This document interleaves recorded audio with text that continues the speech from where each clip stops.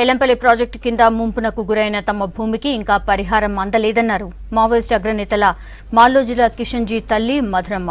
ముంపునకు గురైన భూమి తన భర్త మాలోజుల వెంకటయ్యకు స్వాతంత్ర సమరయోధుడు హోదా కింద వచ్చిందని చెప్పారు. 1988లో అప్పటి రాష్ట్ర ప్రభుత్వం ఎల్లంపల్లిలో 8 ఎకరాల వ్యవసాయ భూమిని కేటాయించింది అన్నారు. ప్రాజెక్టు నిర్మాణంలో తాము భూమి కోల్పోయామన్నారు మధురమ్మ. న్యాయం కోసం ఇన్నేళ్లు తిరిగినా అధికారులు పట్టించుకోవట్లేదని ఆవేదన వ్యక్తం చేశారు.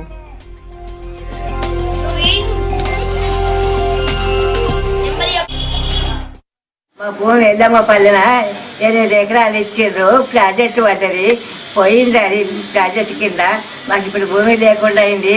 20 ఏళ్ళు చేసుకున్న తర్వాత మాకు ప్రాజెక్టు పడ్డది. మేము చేసుకోలేకపోయినా మాకు భూమి లేదు. మా ఆయనే పోయిండు, నా పెద్ద కొడుకు పెద్ద మనిషి అయ్యిండు, నా మనవాడు తిరుగుతున్నాడు 2 సంవత్సరాల నుంచి. ఎవరి దగ్గరికి పోయినా ఏం చేస్తలేరు, ఏ ప్రభుత్వం చేస్తలేదు.